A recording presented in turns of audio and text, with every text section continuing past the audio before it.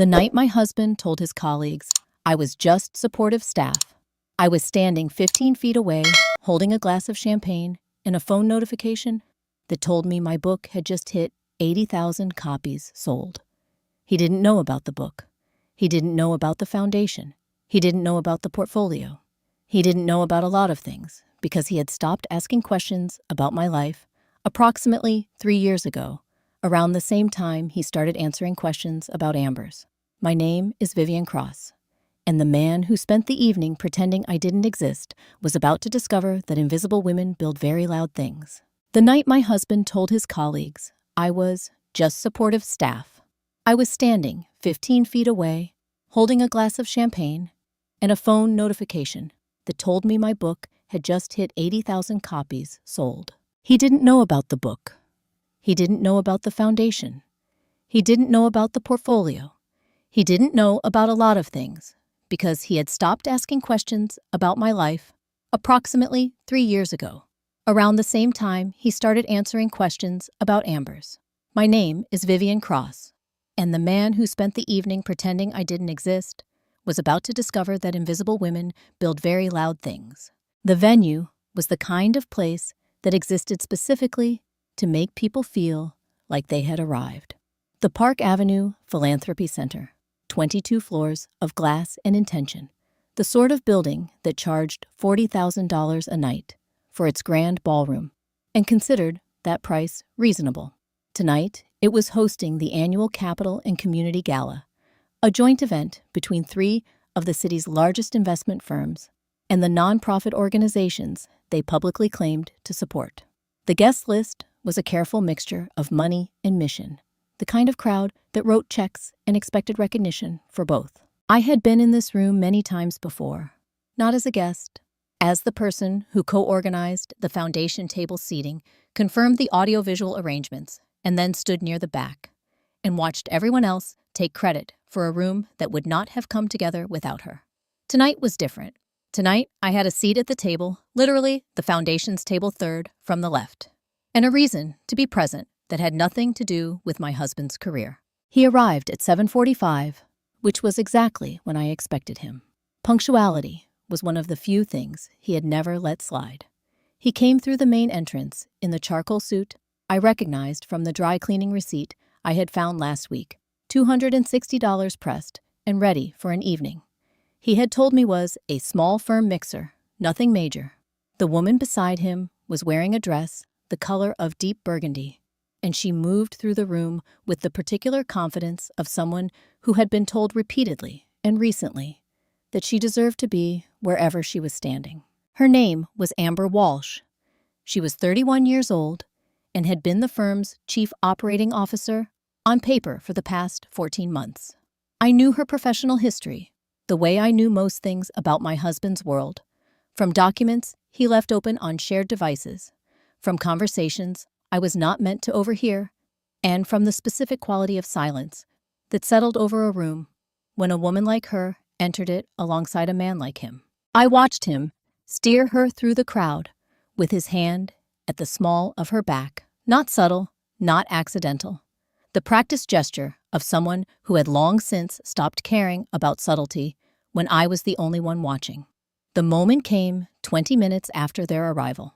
A cluster of people near the bar, colleagues from 2 competing firms, the kind of industry connections he had spent years cultivating, gathered around him with the warm enthusiasm of a professional community welcoming one of its own.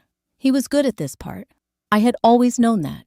He had a talent for making rooms feel like they had been waiting for him specifically. And then someone in the group glanced past him and saw me standing near the window. He turned. Our eyes met, and I watched the calculation happen in real time, the half-second assessment of how to position what I was, who I was, in a room full of people whose opinions mattered to him.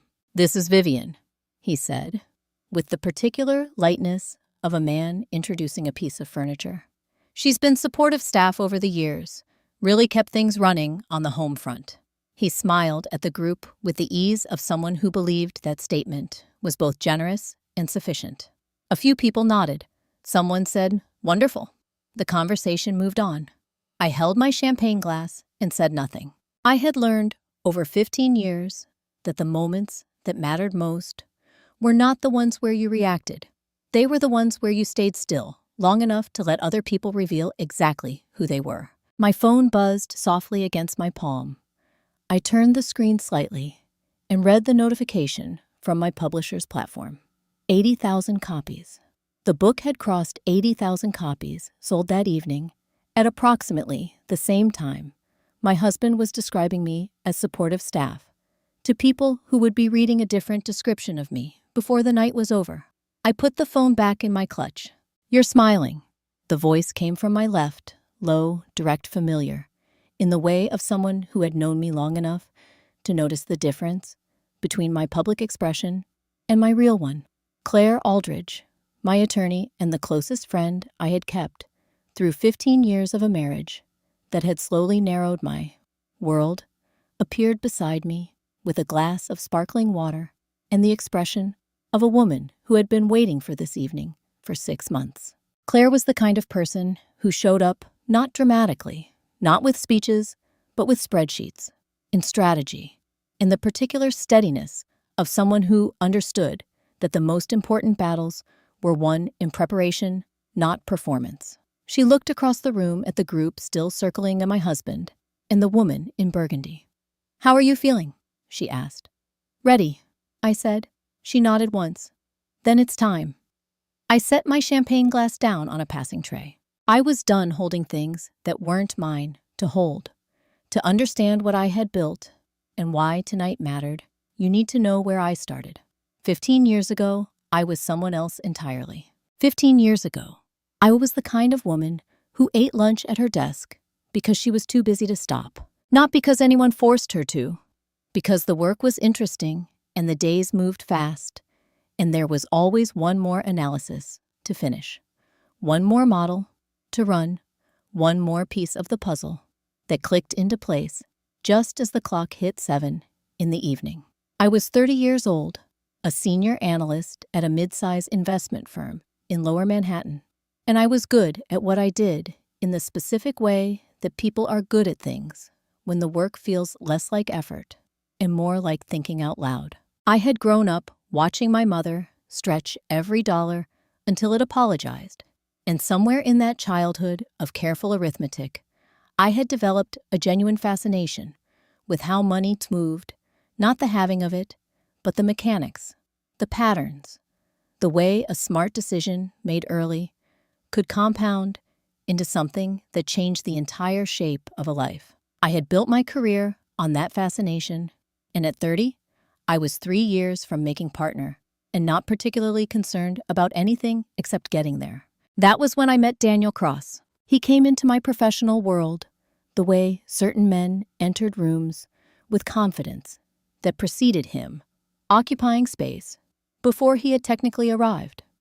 He was 42, recently separated, and running an investment firm he had founded 7 years earlier with a methodology he described in the first conversation we ever had as proprietary and proven. He said this with the ease of someone who had said it many times and had never once been challenged on what it actually meant. I should have asked more questions. I did not. What I noticed instead was that he listened or appeared to. He asked about my work with the specific attention of someone who found it genuinely interesting. And in a world full of men who spoke over me at meetings and credited my ideas to colleagues who happened to be louder, that attention felt like oxygen. We were married 14 months later. I want to be honest about the early years, because the story of how a woman ends up somewhere she did not intend to be is rarely a story of sudden change. It is a story of increments, small adjustments, reasonable-sounding requests that arrived one at a time, spaced far enough apart that no single one felt like a pattern. The first year was good.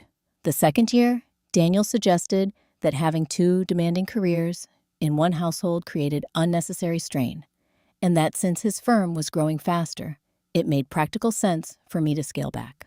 Not quit entirely, just scale back. I took on fewer projects. I moved from full-time to consulting. I told myself it was a season, not a direction. Before I married Daniel, I had maintained a consulting relationship with a small but serious fund in Boston. A group of 3 partners who had worked with me since my early analyst days and who trusted my instincts with the particular loyalty of people who had seen those instincts proved right enough times to count. When I transitioned out of full-time work, that Boston contract became my one remaining professional tether. It paid quietly and consistently, directly, into an account I had maintained in my name alone since before the marriage. Daniel knew it existed. In the early years, he occasionally asked about it. Then he stopped asking, the way he stopped asking about a lot of things, not in a moment, but in a gradual withdrawal of attention that I mistook for too long for comfort. By year 5, I had stopped going into any office at all. He had a way of making the domestic life sound like a choice I was actively making rather than a space I was being guided into. "You're so much better at the home things than I am," he would say, as though helplessness were a compliment. "I just need you here right now. This season is crazy at the firm." Season after season, the firm was crazy. My world got smaller. I stopped calling colleagues I had once spoken to daily. I let my financial certifications lapse because renewing them felt like declaring an intention he would have questions about. Claire, my attorney, and one of the few friendships that survived the marriage, intact, partly because she refused to be discouraged from calling, told me once plainly, and without apology, that what she was observing had a name. I told her she was being dramatic. She sent me 3 books on the subject and said nothing else. That was Claire. She made her point once and then waited for you to catch up to it. I caught up eventually, just not as quickly as I should have.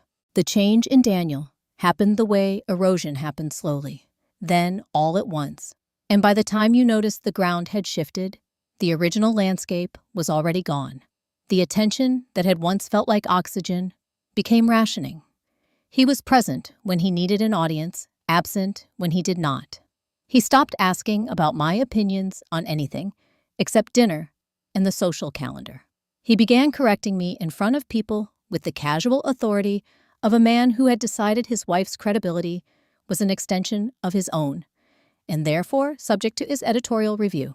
And then about 3 years ago, a woman named Amber Walsh joined the firm as a junior executive. I noticed the shift before I had evidence of it, the way you noticed a change in the weather before the rain actually arrived. He came home later. He went to the office on Saturdays with the specific energy of someone who was looking forward to where he was going rather than dreading it. He began dressing differently, not dramatically, but with a renewed attention to detail that had nothing to do with me. I said nothing. I was still working out the math of the situation, still calculating what leaving would cost and what staying was costing me, trying to determine which number was larger. I had a house I did not own independently, no active income anyone could see, and a professional identity I had let thin down to almost nothing. Or so it appeared, because the Boston contract had never stopped. And I had never stopped being the woman who ate lunch at her desk because the work was interesting. The day I realized Daniel had stopped seeing me, I had a choice. I could disappear the rest of the way, or I could decide what I wanted to do with the silence he had created. Before the silence, there was the work. And before the work was taken, there was the thinking, which is always where the real thing begins, long before anyone decides whose name should go on it. I developed what would eventually become known as the cross method during my 3rd year at the firm, in the specific intellectual heat of a project that had been handed to me because no one else wanted it. A mid-size manufacturing company was trying to restructure its asset portfolio ahead of a potential acquisition, and the conventional, analytical frameworks kept producing results that felt right on paper and wrong in practice. Something about the standard models was missing a variable, not a mathematical one, but a behavioral one. The way real investors made decisions under uncertainty did not match the way the models predicted they would, and I had been thinking about that gap for months. I spent 6 weeks building something new. It was not a dramatic process. It did not happen in a single night of inspiration, the way certain stories like to describe breakthroughs. It happened the way most real intellectual work happened, through iteration, through getting it wrong, and adjusting through 100 small decisions that accumulated into a framework that could be tested, replicated, and trusted. I called it a behavioral weighted asset valuation model, which was accurate but not particularly catchy. My supervisor at the time called it impressive and filed it in a shared drive. Daniel called it the foundation of his firm. We were not yet together when he first saw the framework. We had met through a mutual colleague at an industry event, and in one of our early conversations, the ones that felt like intellectual exchange, and were actually, I understand now, reconnaissance, he had asked if he could review some of my analytical work. I had said yes. I had even been flattered. He was starting his own firm, he explained. He was looking for approaches that were genuinely different from the conventional models. He believed, and he said this with the conviction of someone who had spent considerable time deciding what he believed that the future of investment strategy was behavioral, not purely quantitative. I gave him my framework, not as a gift, not as a contribution, as a professional exchange between two people who were at that point colleagues in the loosest sense. I assumed he would adapt it, credit it, build on it, the way professionals built on each other's work. That was how the industry functioned at its best. That was not how Daniel functioned. By the time we married, the framework had been quietly rebranded. It appeared in his firm's pitch materials under the name Cross-Investment Methodology, later shortened as the firm grew and the brand solidified to simply the Cross Method. The name was not inaccurate. His last name was Cross, but so was mine by then. And the thinking behind the method had never been his. He did not announce this theft. That was what made it so effective. There was no single moment I could point to and say, that is where it happened. It accumulated the same way everything in that marriage accumulated gradually in increments, until the original attribution had been so thoroughly overwritten that most people who encountered the Cross Method simply assumed it had always belonged to the man whose name it bore. Most people, not everyone. In my second to last year at the firm, before the marriage, before the scaling back, when I was still the person who ran the late sessions and stayed to answer every question, we had a summer intern program. 22 students from business schools across the country, each assigned to a senior analyst for 12 weeks. Mine was a 22-year-old from Atlanta named Marcus Webb, who arrived with the particular combination of intelligence and hunger that distinguished the ones who would eventually build something real from the ones who would spend their careers optimizing other people's spreadsheets. He was not the most polished intern I had ever worked with, but he was the most curious. He asked questions that went sideways, not the expected questions that demonstrated preparation, but the ones that revealed a mind genuinely trying to understand how things worked, rather than simply what they produced. He reminded me a little of myself at that age.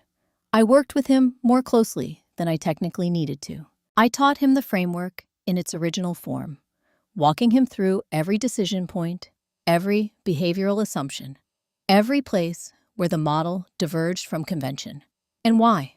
He took notes in a way that suggested he was planning to use them rather than file them, and he asked follow-up questions the following week that told me he had actually sat with the material rather than merely recorded it. On his last day, he told me it was the most useful thing he had learned all summer. I thought about that intern occasionally, over the years, the way you thought about students who had shown genuine promise with the mild, warm curiosity of wondering where they had ended up. I found out approximately 2 years ago when his name appeared in a financial publication's annual list of the most significant dealmakers in private equity. Marcus Webb, founder and chief executive of Webb Capital Acquisition Partners, managing assets that placed him comfortably in the category of people my husband spent his evenings trying to impress. The article included a quote from an earlier speech he had given at an industry conference in which he referenced by name the analytical framework that had shaped his approach to asset valuation. He called it the Cross Method. He said he had learned it from a brilliant analyst at his first internship, someone whose thinking had been, in his words, 20 years ahead of the conversation. He did not name me. The publication did not know to ask, but he remembered. 15 years later, in a room full of people who believed the method belonged to my husband, one person in the industry remembered exactly where it had come from. That person was going to be in the same room as my husband in less than 48 hours. He built his reputation on my thinking. He introduced me as supportive staff. Those two facts were about to exist in the same room at the same time. The silence had to go somewhere. When a woman spends years being quieted, not dramatically, not with raised voices, but with the steady, patient work of being made to feel that her thoughts are too much, her ambitions are inconvenient, her presence is something to be managed, the energy does not disappear. It redirects. It finds another channel. It looks for a place where it is not a problem.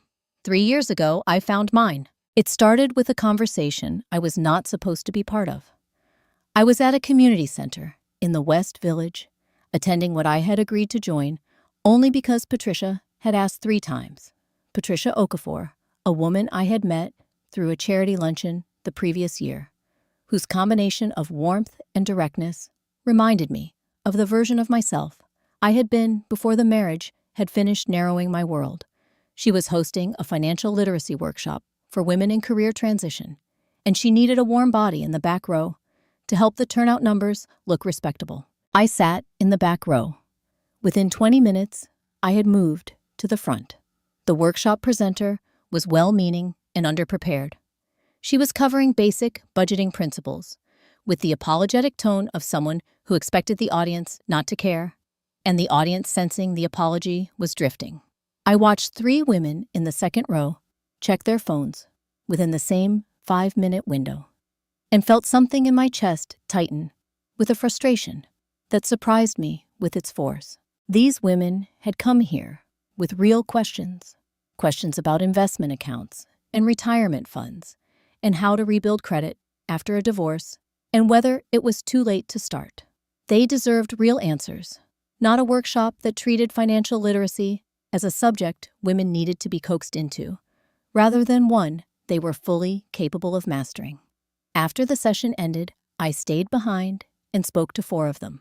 I answered their questions the way I had answered questions during my Wall Street years, directly, specifically, without the condescension that crept into financial education when the audience was presumed to be intimidated by the material. I gave them frameworks. I pointed them toward specific resources.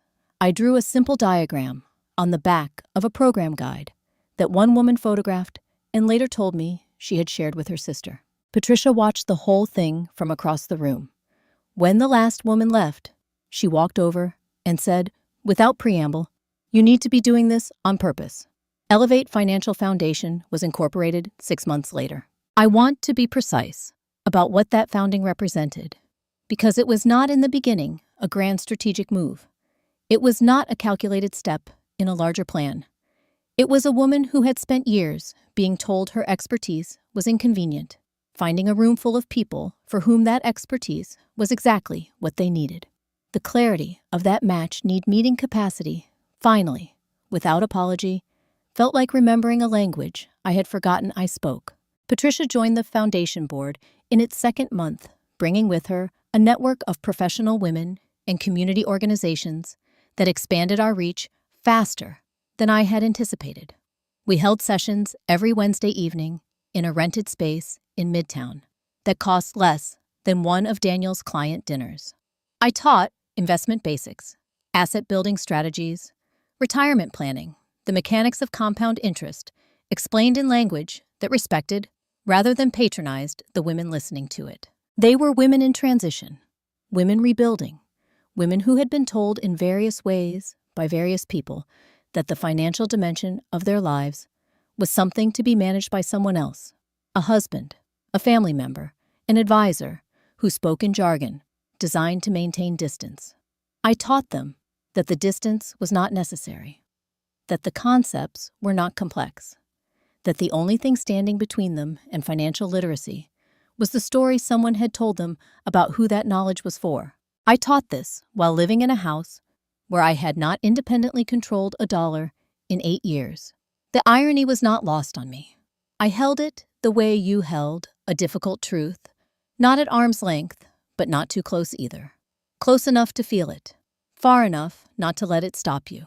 Daniel noticed my Wednesday evenings the way he noticed most things in the domestic sphere, with the peripheral attention of someone who had decided that what I did with my time was not worth detailed inquiry. He asked once in passing where I was going. Just a community group, I said. Financial literacy, nothing major. He accepted this, the way he accepted most information about my life. By then, without follow-up, without curiosity, without the particular attentiveness that characterized his engagement with everything that pertained to his own world. He did not ask again. He never asked again. By the Foundation's second year, Elevate had worked with over 300 women across 4 boroughs. Patricia had brought in 2 additional board members with backgrounds in nonprofit management and corporate philanthropy. We had been featured in a local business journal under a headline that I had quietly requested not use my full name, a precaution that felt necessary at the time and would feel strategic later. In the Foundation's 3rd year, we were invited to co-host the annual Capital and Community Gala. The invitation came through Patricia's network, a connection to the venue's philanthropy committee that had been cultivated over 2 years of consistent, documented impact. The gala was the kind of event that gave organizations like ours a platform we could not purchase, beside investors who could fund the next decade of our work. I accepted the invitation without telling Daniel, not because I was hiding it, because I had learned over 3 years of Wednesday evenings that the things I built in the spaces he had stopped paying attention to stayed intact longer when I did not introduce them to the atmosphere of his indifference. He would find out. He would find out at exactly the right moment. Every Wednesday evening, I taught other women how to build what I had been quietly building for myself. Daniel never asked twice. That was his first mistake. The book started as a document I was writing for myself. That is the honest answer. And I think it matters to say it plainly, rather than dress it up as intention. I was not sitting at my desk 2 years ago with a publishing strategy or a platform or a clear sense of audience. I was sitting with 15 years of accumulated thinking about money, how it worked, how it moved, why so many intelligent women had been systematically separated from the knowledge they needed to control it. And I needed somewhere to put all of it. That was not a Wednesday evening session. So I started writing. The working title was a sentence I had heard variations of too many times across too many workshops: financial freedom for women who were told to stay small. It was direct to the point of being blunt, and I kept it because bluntness had always served me better than elegance when the goal was clarity. The book was organized around the same framework I taught in the Foundation sessions, not the cross method, which I had given to someone else a long time ago and was content to let him hold for now, but the practical architecture of financial independence. How to assess where you actually were versus where you appeared to be. How to build quietly when the people around you were not paying attention. How to make decisions that compounded over years rather than ones that felt significant in the moment. I wrote in the afternoons. Daniel left the house by 7:30 every morning. He returned between 7 and 9 in the evening, depending on the season of the firm's calendar, and he was rarely interested in the details of what I had done with the hours between his departures and his arrivals. I had a home office that he had furnished for me 3 years into the marriage with the casual generosity of someone who wanted credit for supporting a hobby they did not expect to amount to anything. I used it every day. He never asked to see what was on the screen. I finished the manuscript in 7 months. The question of how to publish it was the first moment the project required a decision that felt genuinely consequential. I could submit it under my own name, Vivian Cross, and watch my husband discover, through whatever industry channel it eventually reached, that his wife had written a book without telling him. That had a certain appeal I could not entirely dismiss. But it also had variables I was not ready to introduce into the household, while I was still in the process of building everything else. I chose a pen name instead. VC 2 letters, my initials, the minimum possible signature. Simple enough to be memorable, anonymous enough to be safe. It appeared on the cover of a book that I submitted to a small, independent publisher through a connection I had maintained since before the marriage, a woman who had known my work and trusted my instincts and did not ask why I needed the attribution to stay quiet for now. She said she would publish it. She said she thought it would find its audience. She was right, though neither of us anticipated the speed of it. The book found its audience through the networks I had spent 3 years building, women who had sat in foundation sessions and shared the material with friends who had shared it further through the kind of organic circulation that happened when content solved a real problem for real people. It did not launch with a marketing campaign or a publicity tour. It launched with a quiet announcement in a newsletter that went to 412 foundation participants, and it spread from there, the way useful things spread when the people who needed them recognized them on site. By the end of its first year, it had sold 43,000 copies.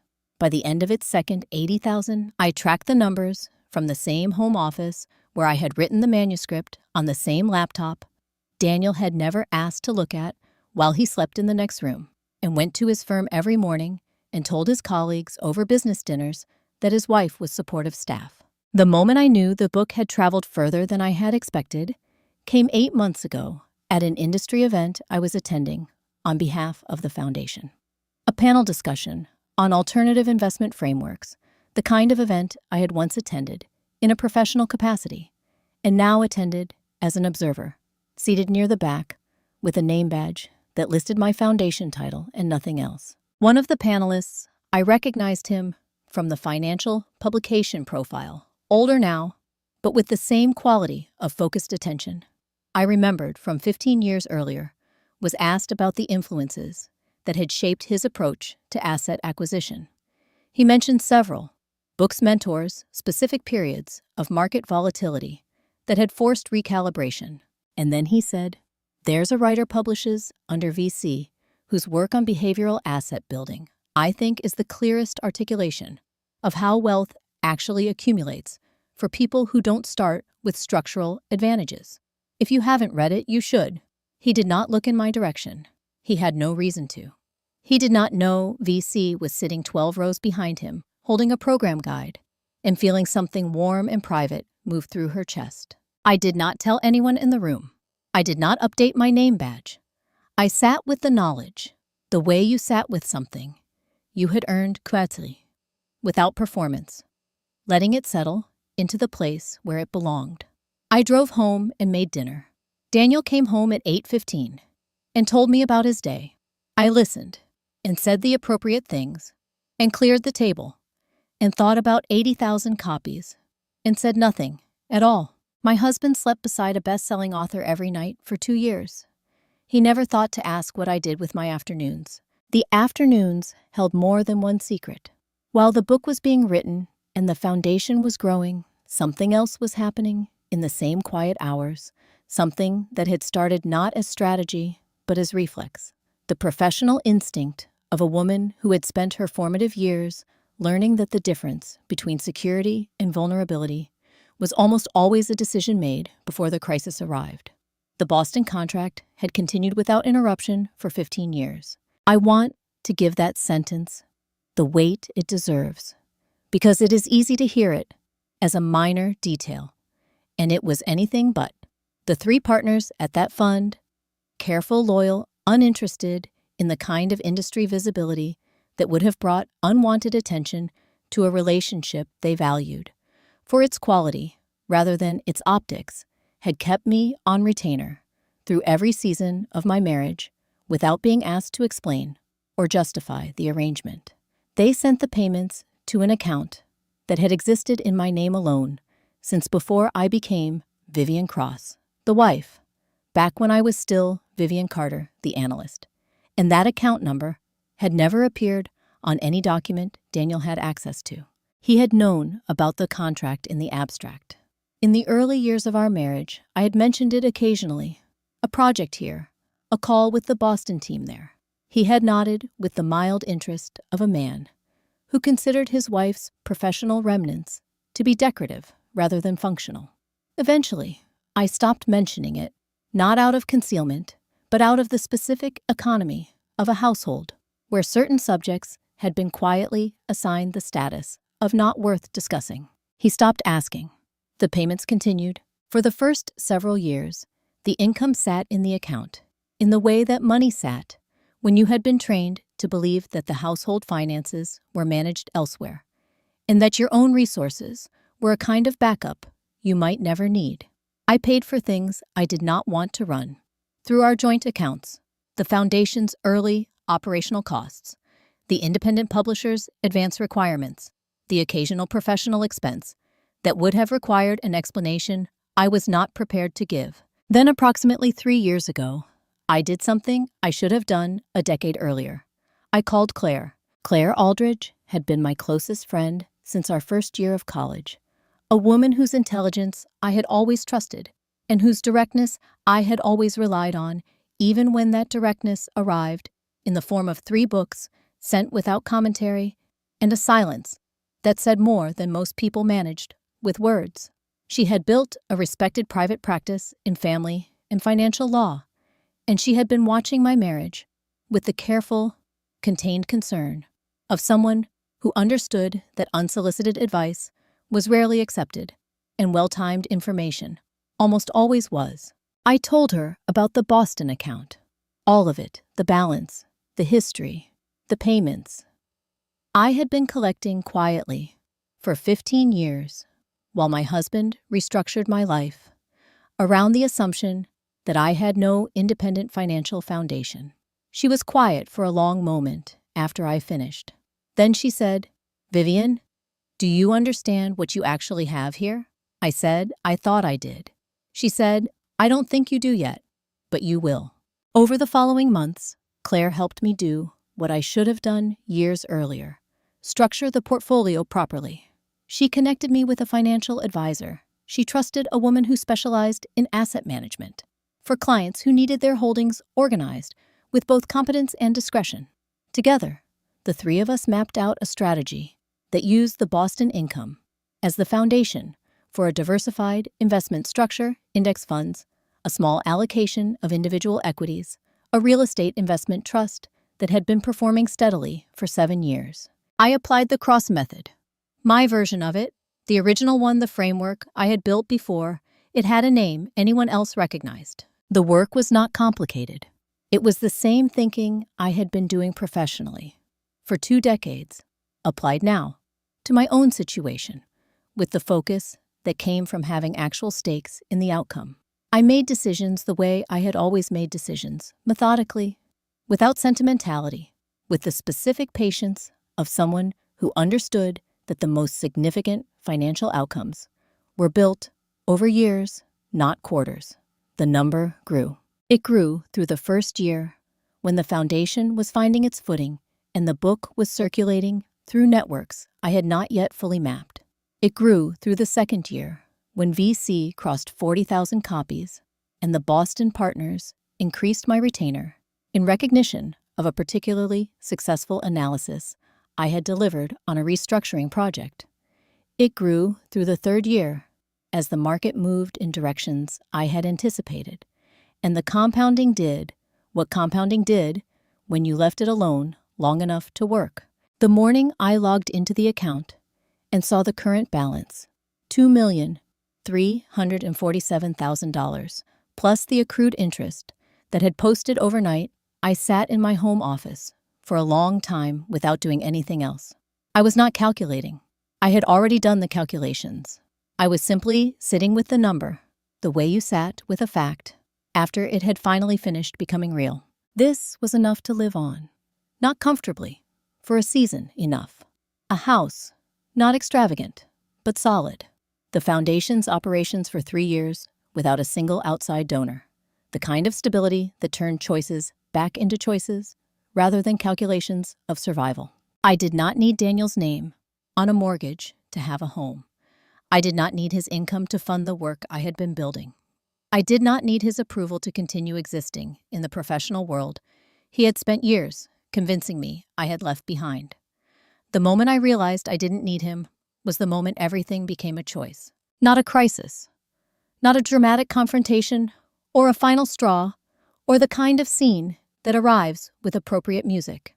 Just a morning in a home office, a number on a screen, and the quiet, clarifying recognition that the door I had believed was locked had been standing open for longer than I knew. $2.3 million, built in the margins of a marriage that had no margins left for me. It was enough, more than enough. It was everything. Knowing what you have is different from knowing what was taken. For 3 years, I had been building carefully, quietly, with the focused attention of someone who understood that preparation was the only form of protection she could reliably control. I had the foundation. I had the book. I had the portfolio. I had assembled, in the spaces my husband had stopped paying attention to, the architecture of a life that did not require his participation to function.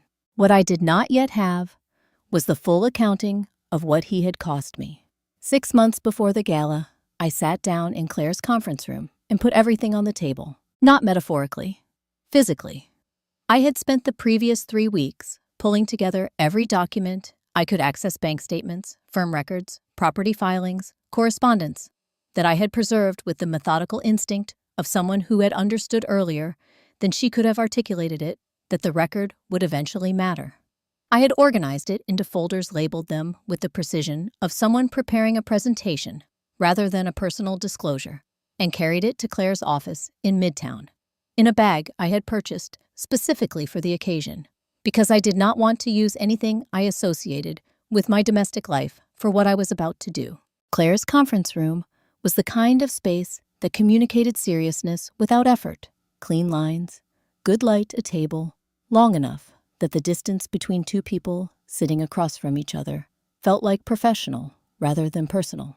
She had been practicing family and financial law for 14 years, and her office reflected the particular calm of someone who had heard every version of a difficult story and had learned to respond to all of them with the same quality of steady, focused attention. She reviewed the documents the way she reviewed everything, in order, without commentary, making occasional notes on a legal pad in the small, precise handwriting that I had known since college.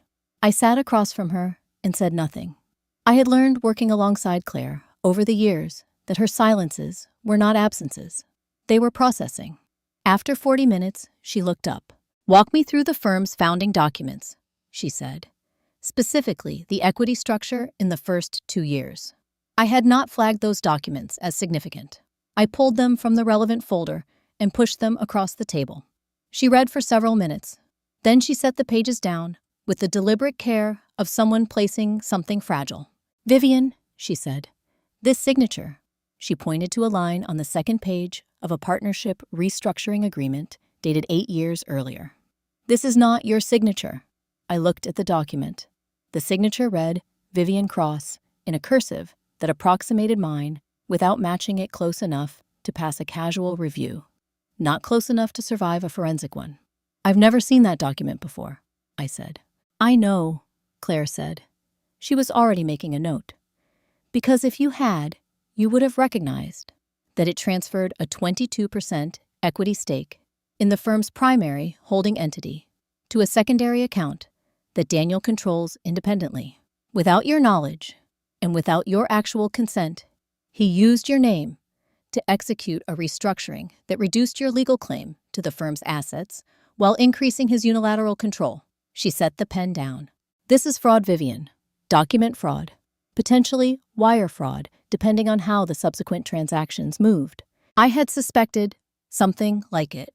Not the specific mechanism. I had not known about the signature, had not known about the secondary entity, but the shape of it. The fact of Daniel's financial life had always had a quality of deliberate opacity that went beyond privacy. Accounts I could not fully access. Conversations that ended when I entered the room. The specific reluctance of a man who was not merely private, but actively managing what could be seen. What I had not known was the scale. Over the following 2 hours, Claire worked through the rest of the documents with the systematic thoroughness of someone building a case file, rather than processing a personal disclosure, because that was exactly what she was doing. She identified 3 additional financial instruments that bore irregularities: a property transfer that had been executed through an LLC I had no knowledge of, a retirement account, reclassification that had reduced my spousal claim by a significant percentage, and a series of business expense filings that appeared upon examination to be funding a lifestyle that existed outside our household. The debt was the last piece. His firm, Claire said near the end of the second hour, is leveraged to approximately $4 million beyond what appears in any document accessible to outside parties. The assets that would typically secure that level of debt have been structured in ways that make them appear more substantial than they are. He has been managing the appearance of financial health while the underlying position has been deteriorating for at least 3 years. She looked at me directly. He needs this acquisition to close, not to grow the firm, to keep it from collapsing. I sat with that for a moment.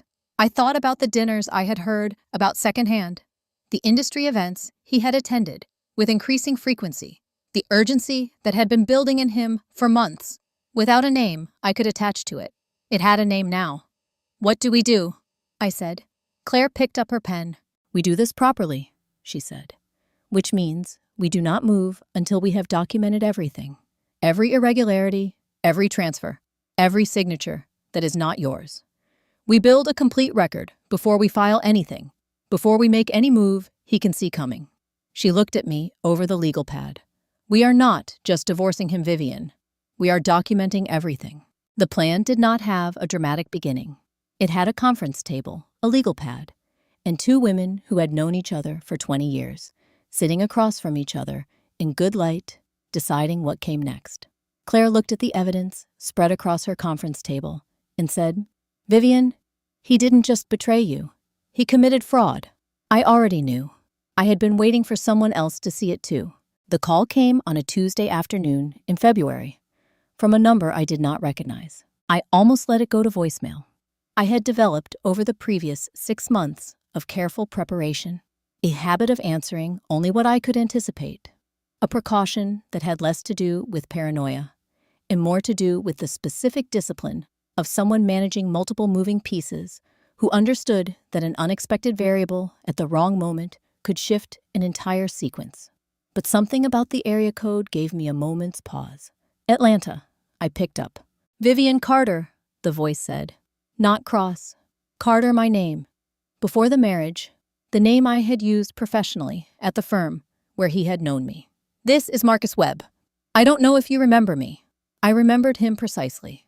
What I had not anticipated was the reason for the call. He explained it in this direct, efficient manner of someone who had learned to lead with the relevant information rather than the context, a communication style I recognized as one I had modeled for him 15 years earlier, when I had told a 22-year-old intern that the most valuable professional skill he could develop was the ability to make people understand what mattered without making them wait for it. His firm was in the advanced stages of evaluating an acquisition. The target was a mid-size investment firm with a methodology-based brand, a deteriorating financial position that its public-facing materials did not reflect, and a name that had given him pause the moment it appeared in his team's due diligence briefing. Cross Investment Partners. "I need to ask you something," he said. "And I need you to know that this call is entirely off the record until you decide otherwise." I said I understood. The Cross method, the framework your firm uses as its core differentiator. Did Daniel Cross develop it? The question was precise. It was the question of someone who already knew the answer and was offering me the opportunity to confirm it, rather than asking me to make a case. "No," I said. A pause. Then, "I know. I learned it from you. I've known where it came from for 15 years. Another pause, shorter. "I've also known for approximately 3 years that the attribution had been managed. I didn't say anything publicly because I had no standing to make that claim, and no interest in the kind of industry dispute that benefits lawyers more than anyone else." His voice shifted slightly, not warmer exactly, but more direct. "But I'm looking at your husband's firm from the inside now, Vivian. And what I'm seeing is not just a methodology that was taken. It's a pattern of financial management that is going to become someone's problem very soon. I thought you should know before it became yours. We talked for an hour and 40 minutes. He told me what his team's due diligence had uncovered information that aligned with and expanded on what Claire had assembled, confirming the debt position and adding several dimensions I had not yet seen. He told me about the secondary entities, the leverage structure, the specific timeline he estimated before the firm's financial position would be impossible to manage quietly. He spoke about all of it with the measured precision of a man reporting facts rather than delivering judgments, and I listened with the same quality of attention I had once given to a young intern's questions in a conference room in Lower Manhattan. Then I told him what I had been building for 3 years. I did not tell him everything, not the portfolio specifics, not the full legal architecture Claire had assembled. But I told him enough. I told him about the foundation and its connection to the gala. I told him about the documentation Claire had prepared.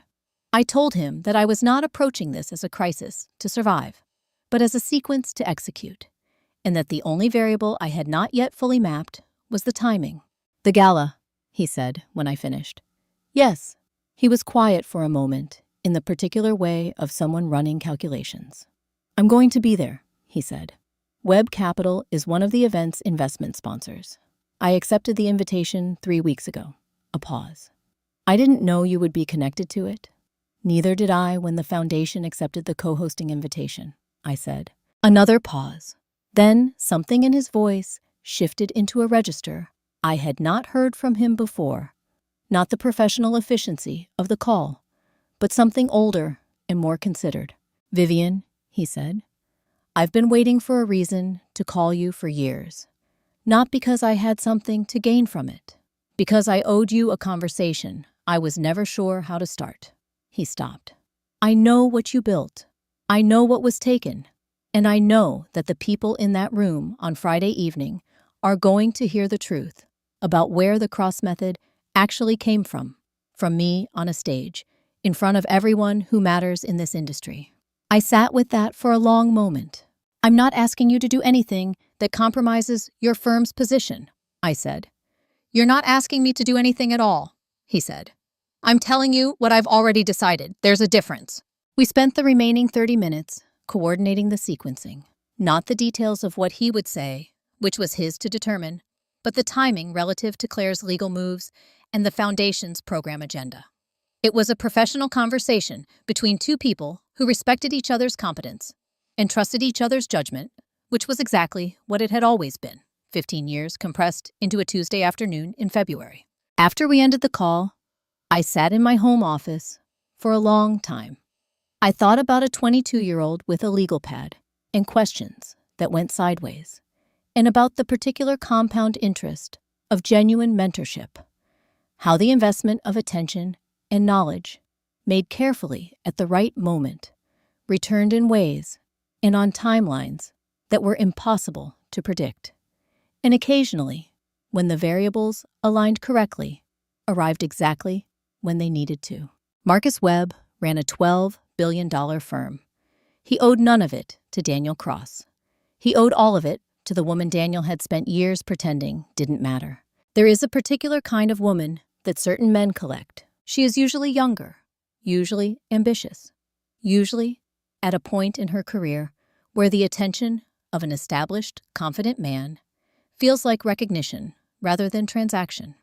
She believes because she has been given every reason to believe that she is different from the others, that what exists between them is genuine rather than functional, that she has been chosen for her qualities rather than her utility. She does not know because she has not been told and has not thought to ask that the man who chose her has a very specific idea of how long that choosing will last. I had watched Amber Walsh for 3 months before the gala, and what I had seen had not made me angry. It had made me sad. She was 31 years old and genuinely capable. I had reviewed her professional background with the same methodical attention I brought to everything relevant to the situation, and what I found was a woman with real credentials, real intelligence, and the particular hunger of someone who had worked hard to get where she was and was not yet aware that the ground she was standing on had been chosen for her rather than earned by her.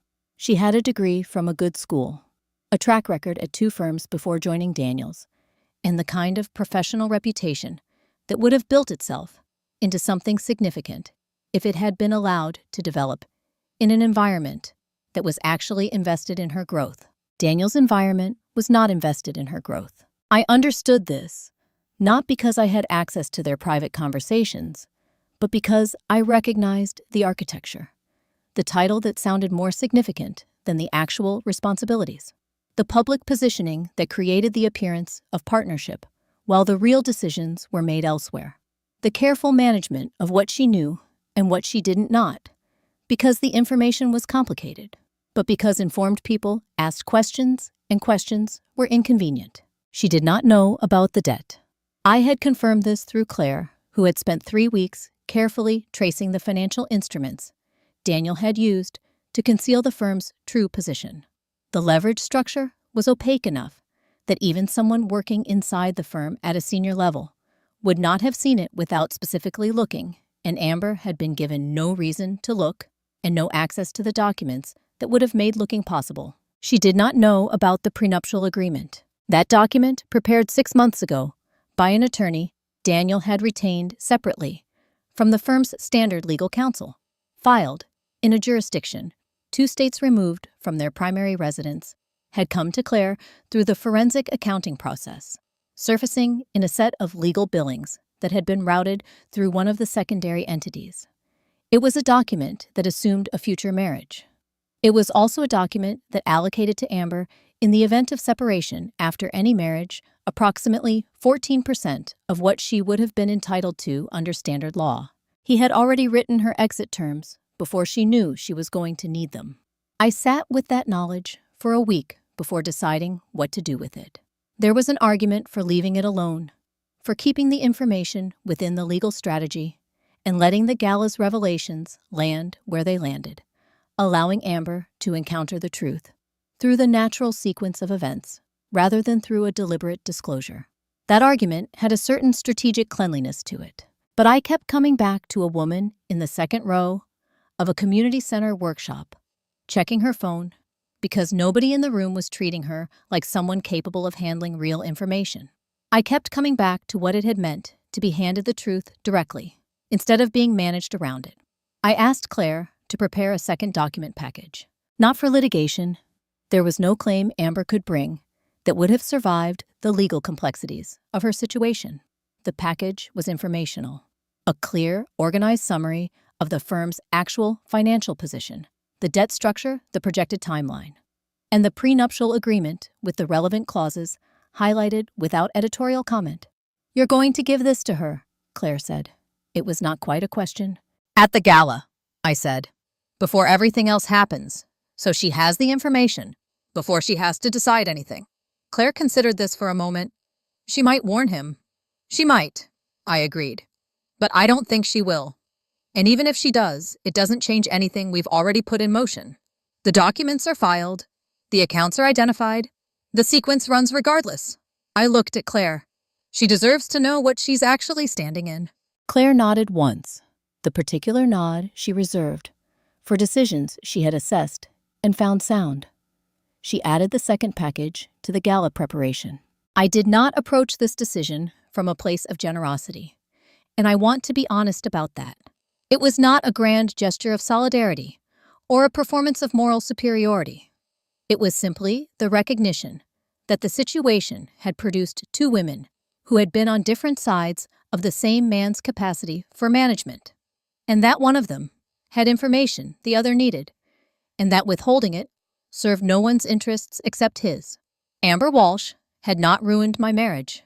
My marriage had been deteriorating long before she arrived, and the specific responsibility for that deterioration belonged to the person who had chosen year after year to manage, rather than engage to conceal, rather than communicate to treat the people closest to him as variables to be optimized rather than human beings to be considered. She had simply been the next available variable. I didn't hate Amber Walsh. I pitied her. She thought she had won something. She hadn't. She had inherited a debt and a man who was already planning her exit. The apartment was on the 14th floor of a building in the West 50s, with windows that faced east, and caught the morning light in a way I had not fully appreciated until I had lived there long enough to stop noticing everything else about the space and start noticing that. I had moved in 6 months earlier, 2 weeks after the conversation with Claire, in which the plan had stopped being hypothetical and become operational. The apartment was not large. A one-bedroom with a second room I used as an office, a kitchen that was exactly the right size for a person who cooked for herself without apology, and a quiet that was different in quality from the quiet of the house I had shared with Daniel for 15 years. That quiet had been the quiet of a space organized around someone else's preferences, where my own sounds a late-night call music.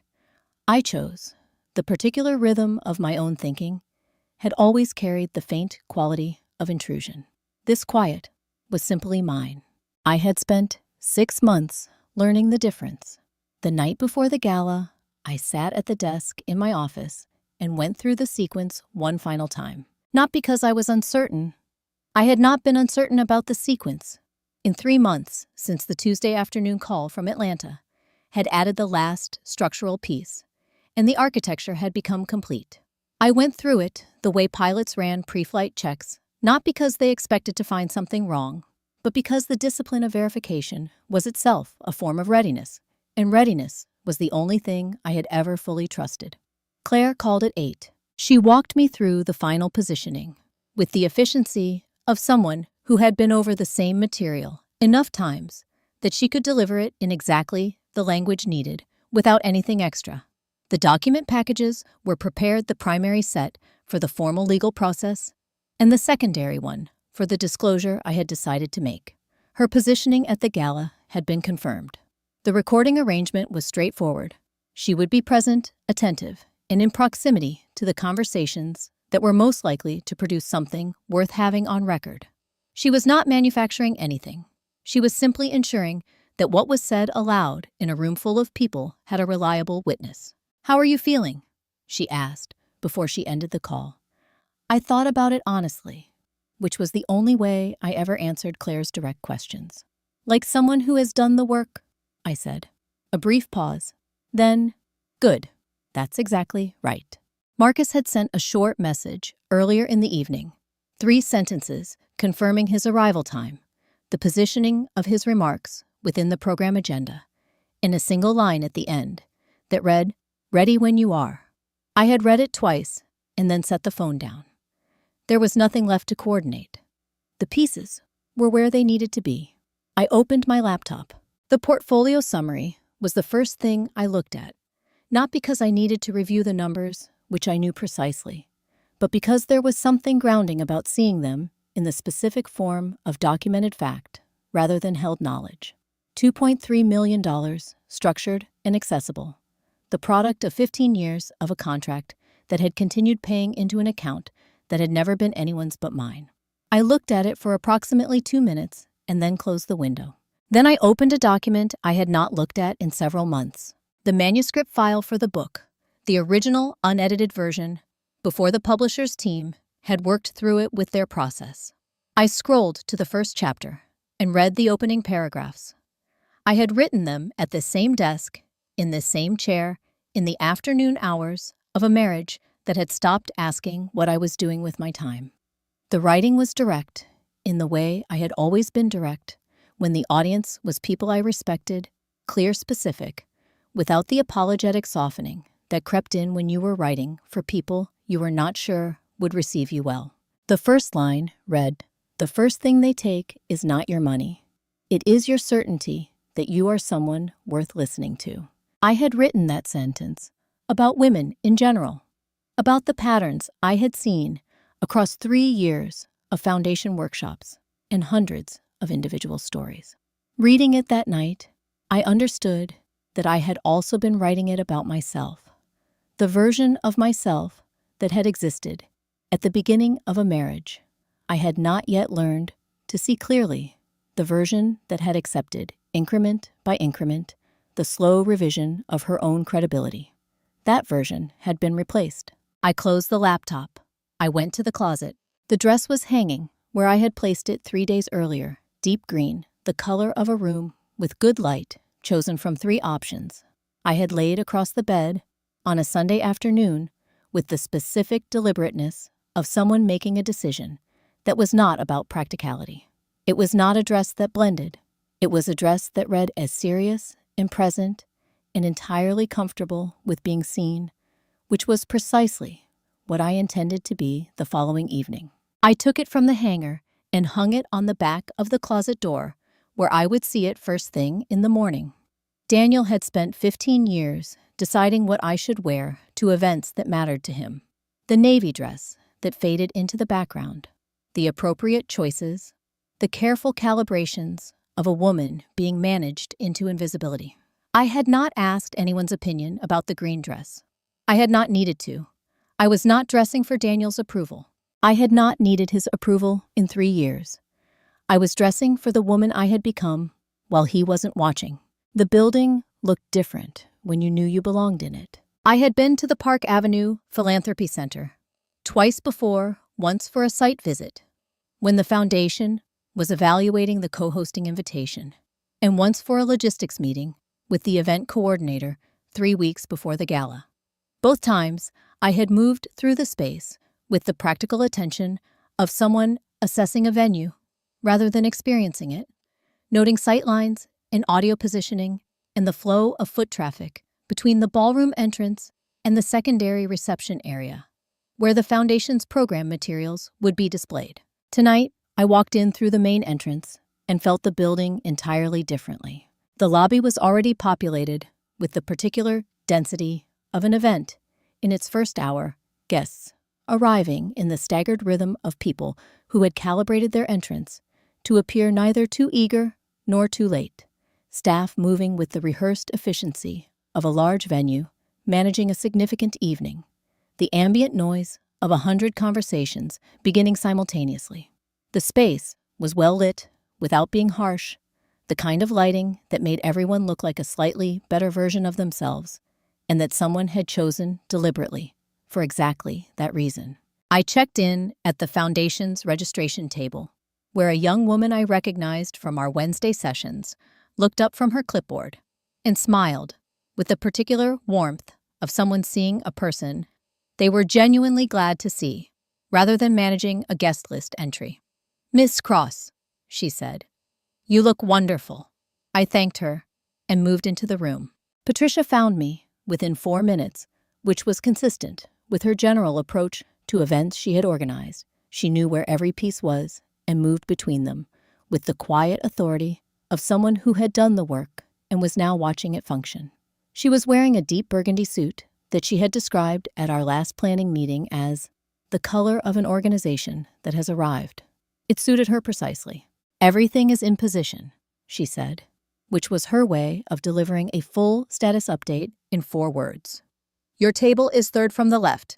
Marcus Webb's team confirmed his arrival at 6:45. The program runs on schedule." "Good," I said. She looked at me for a moment with the specific attention she reserved for important questions. "How are you?" "Ready," I said, which was the same word I had used with Claire the previous evening, and which remained, as far as the eye could determine, the most accurate single-word description of my current state. She nodded once and moved back into the room, because there were 17 other things she was managing, and she trusted me to handle mine.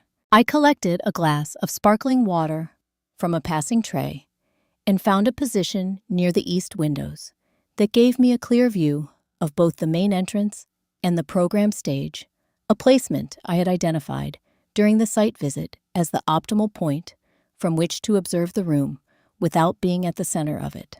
I had been standing there for approximately 12 minutes when he walked in. Not Daniel. I had been expecting Daniel and had already located the table where his firm's guests would be seated, had already mapped the most likely path he would take from the entrance to that table, had already noted the position of the bar relative to that path, because certain habits were reliable enough to plan around. I was not surprised when he came through the main entrance at 7:43 with his hand at the small of Amber's back, in the expression of a man who had decided that this evening was going to confirm everything he already believed about himself. What I had not fully anticipated was the specific quality of his confusion when he saw me. He stopped moving. Not dramatically. Daniel never did anything dramatically in public, because drama was inconsistent with the image he had spent years constructing. But there was a hesitation, a recalibration, the half-second processing pause of someone encountering a variable they had not included in their model of how the evening was supposed to run. He looked at me the way people looked at things that should not be where they were. I held his gaze without expression and let him look. Patricia stepped into his line of sight momentarily, greeting him with the professional warmth she extended to all guests and gesturing toward the seating area. A brief, graceful intervention that gave him something to do with the moment rather than stand in the entrance recalibrating. He recovered quickly. He was good at recovering quickly. The introduction happened 20 minutes later. He had gathered a small cluster of industry contacts near the bar, the kind of organic networking moment that was actually carefully managed, the gathering of specific people in a specific configuration that created the impression of natural connection. I was close enough to observe it without appearing to do so, engaged in a conversation with a foundation board member about the second-year program metrics. I heard him say her name before I fully turned. "This is Amber Walsh, our Chief Operating Officer." His hand was at her back again, the same proprietary placement, the same deliberate positioning of a woman as an asset rather than a person. "She's been instrumental in everything the firm has built over the past year." The people in the circle nodded. Someone said something appreciative. Amber accepted it with the practiced ease of someone who had received this introduction before and had learned to wear it without questioning the seams. He looked at me then, because I was close enough that not looking would have been its own statement. I smiled, the specific, composed smile of a woman who has arrived at an evening with all of her information in order and has no particular urgency about when it becomes available to everyone else. "Congratulations," I said. The word landed in the space between us, and he could not parse it. Congratulations on the introduction, on the firm's year, on something else entirely. Something I was not yet naming, but was clearly referencing. His eyes moved over my face, looking for the tell that would tell him which version it was. He did not find it. That was because all of the versions were simultaneously true.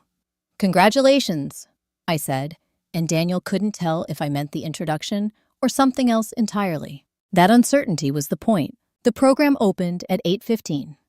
The event coordinator had managed the transition from reception to seated program with the efficient invisibility of someone who understood that the best logistical work was the kind nobody noticed. One moment, the room was a cocktail party, and then the ambient music shifted slightly in register, and the lighting adjusted by 3 degrees, and the crowd began, without being explicitly directed, to move toward their tables. I found my seat at the foundation's table and settled in with the particular quality of attention I brought to things. I had spent months preparing for present, focused, calibrated somewhere between readiness and calm. The first 2 speakers were what the program required them to be: a city official who spoke for 8 minutes about public-private partnership and the importance of community investment, a senior partner from one of the co-hosting firms who presented third-quarter impact data with the smooth delivery of someone who had given versions of this talk many times and had refined it down to its most persuasive form. The room listened with the polite engagement of an audience that was waiting for the portion of the evening it had actually come for. At 8:47, the evening's host returned to the podium. "Our next speaker," she said, "has been described as one of the most disciplined, strategic minds in private equity. In 14 years, he has built his firm from a 2-person operation into one of the most consequential acquisition platforms in the country. Please welcome Marcus Webb." The applause was the specific kind that came from rooms full of people who knew someone's professional reputation and were curious to see how it translated into presence. He walked to the podium from the right side of the stage with the unhurried confidence of someone who did not need the room's validation, and was therefore, paradoxically, the most interesting person in it. He was 53 now, broader through the shoulders than the 22-year-old intern I kept in one part of my memory, with the kind of face that had settled into its final version and looked the better for it. He adjusted the microphone once, looked at the room for a brief moment without speaking, and then began. His opening was not what the audience expected. He did not start with the firm's numbers, or the acquisition thesis, or the market conditions that informed his strategy. He started with a question. How many of you, he said, have used a framework you didn't build, not because you stole it, but because it was handed to you as common knowledge, and you accepted it as common knowledge, and it never occurred to you to ask where it actually came from? A few people smiled. Several nodded. The room settled into a slightly different quality of attention. The particular alertness of an audience that has recognized it is being asked to think rather than simply listen. He moved into the substance of the talk acquisition strategy, the behavioral dimensions of asset valuation, the specific ways his firm identified targets that conventional analysis undervalued. He was a precise and engaging speaker, the kind who used silence effectively and never repeated himself, and the room gave him the quality of attention he had earned. Approximately 12 minutes into the speech, he said it. The analytical framework at the center of our acquisition methodology, what most of you in this room probably know as the cross method, has been the single most important intellectual tool in how we approach asset-weighted behavioral analysis. The name moved through the room the way industry names moved through rooms full of people who recognized them. A small, almost imperceptible shift in attention. People straightening slightly. The ambient awareness of a term that carried weight. I watched Daniel from my peripheral vision. He had been attentive throughout the speech in the particular way of someone monitoring a room for opportunities, rather than genuinely engaging with the content. But at the mention of the cross method, something changed in his posture. A small expansion, a barely perceptible lift, the physical response of a man, hearing his name without quite hearing his name, and already composing his reaction to the compliment he anticipated was coming. He smiled. It was a practiced smile, polished by years of professional events, warm, but measured, the smile of a man receiving recognition with appropriate modesty. I want to be clear about something, Marcus continued, his voice carrying the same, even measured quality it had held throughout. I have used this framework for 15 years. I have taught it to the analysts at my firm. I have cited it in 3 published pieces on acquisition strategy. And I have never, in 15 years, adequately credited the person who built it. A slight shift in the room. Not dramatic, just the specific quality of an audience recalibrating. I learned this framework, he said, from the most brilliant analyst I have ever worked with.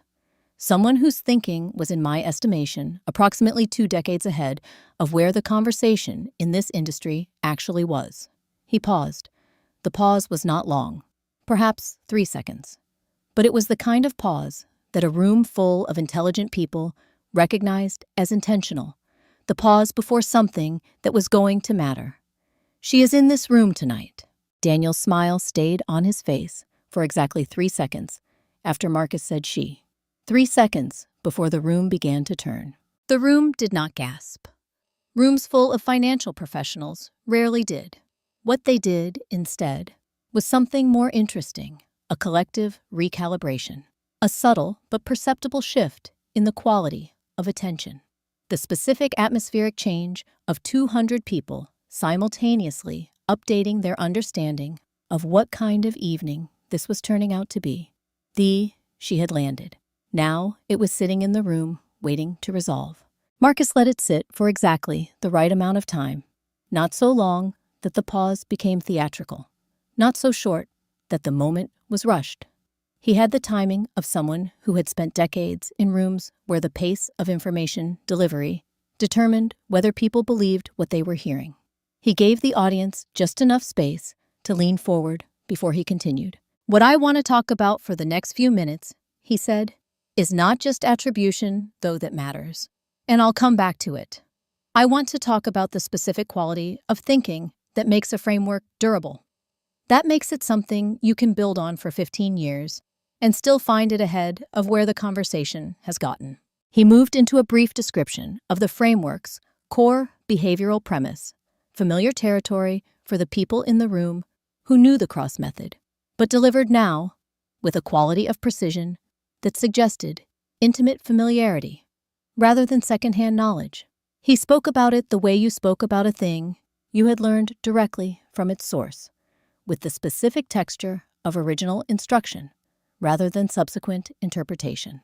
12 rows back, I kept my attention on the stage and my expression neutral.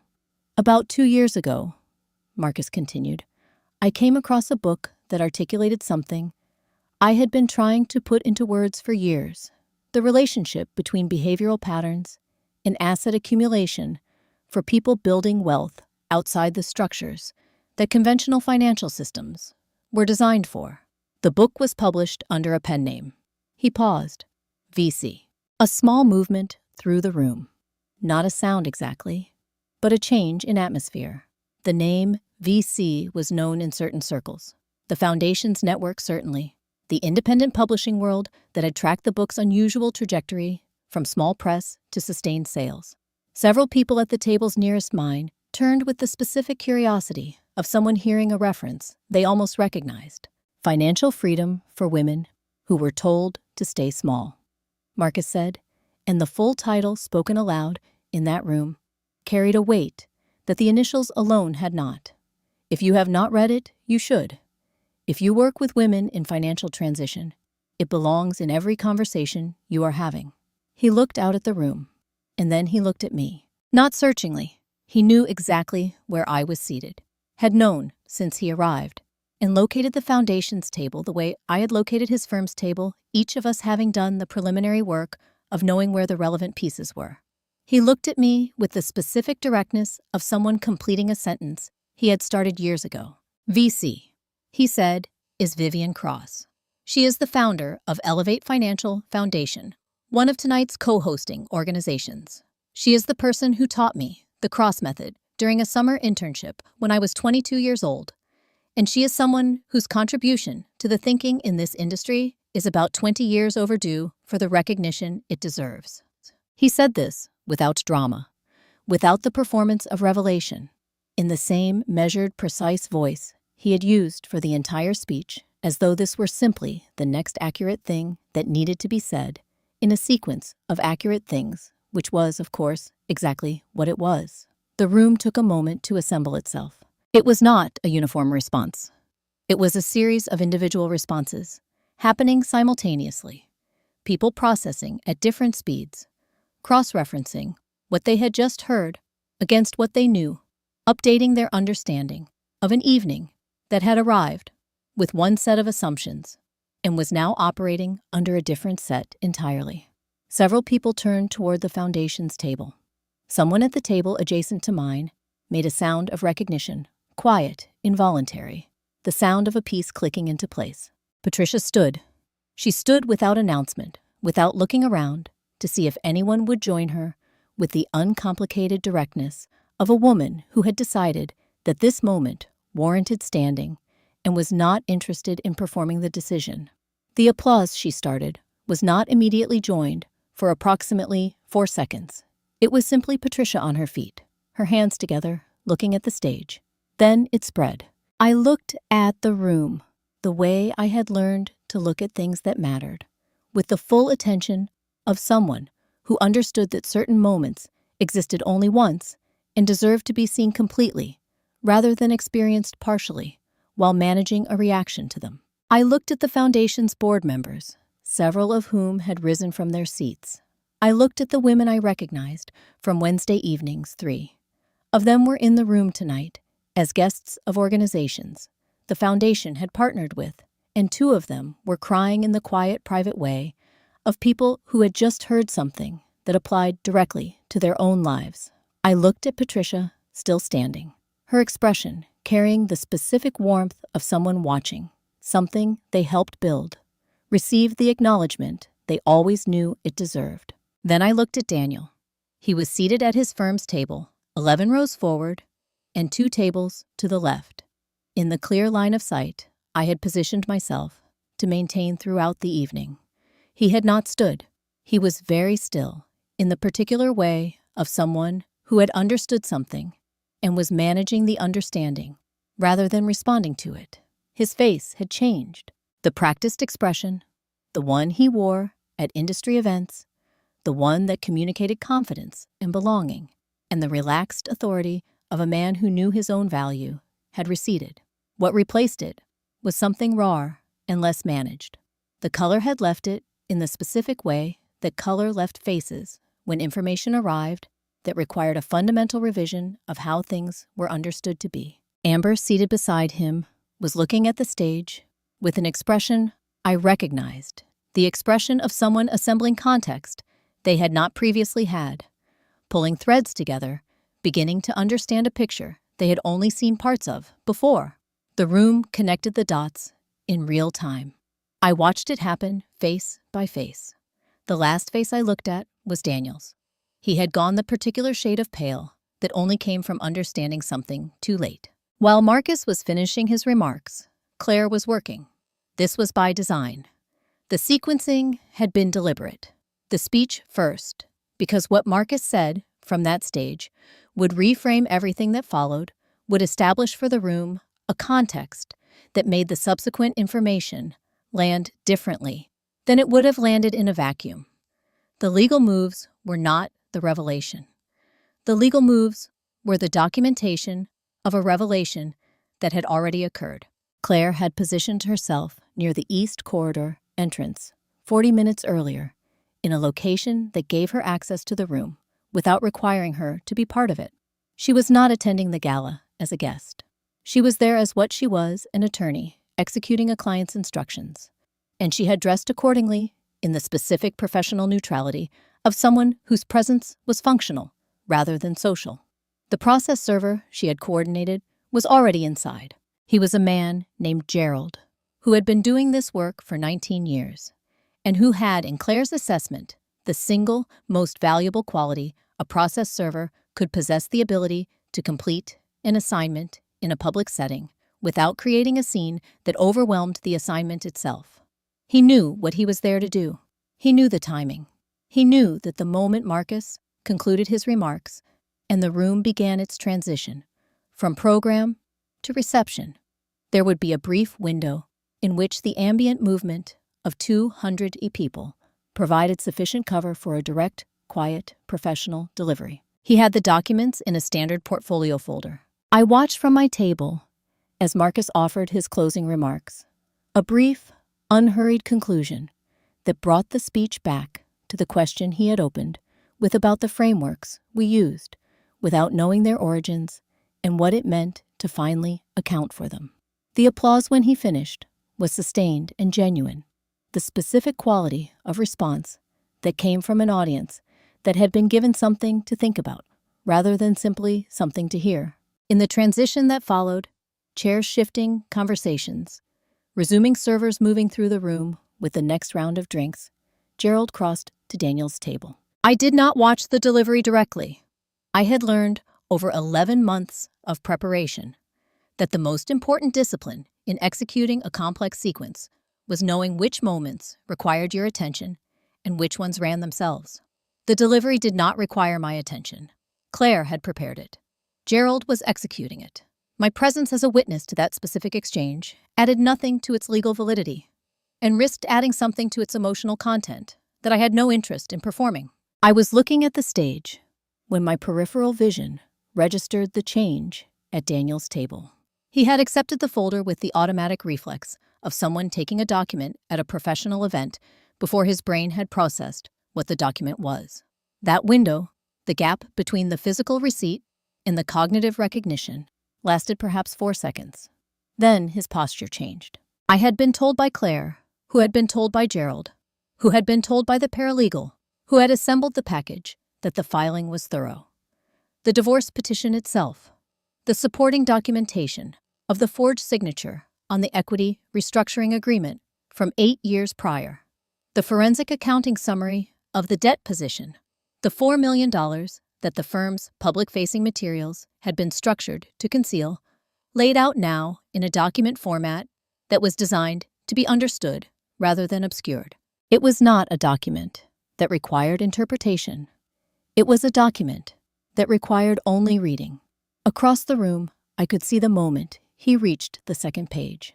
Not because I could see the page itself, but because I could see his face, and his face was doing what faces did when the information they were processing exceeded the management capacity of the expression they had been maintaining. The woman to his left, a colleague from the firm, someone I had met at industry events over the years, leaned toward him with the instinctive concern of someone who had noticed a change in the person beside them. He said something brief to her. She straightened, uncertain. My clutch vibrated. I reached in and took out my phone with the same unhurried motion I used to check messages at any professional event, natural, unremarkable, the gesture of someone managing a busy evening rather than monitoring a sequence she had spent nearly a year constructing. The notification was from the financial institution Claire had worked with to identify and freeze the secondary accounts, the offshore instruments Daniel had used to conceal assets from the marital estate, the ones the forensic accounting process had located and documented over 6 weeks of careful work. The accounts had been frozen, pursuant to the court order Claire had secured 3 days earlier, contingent on the filing of the divorce petition. The petition had been filed.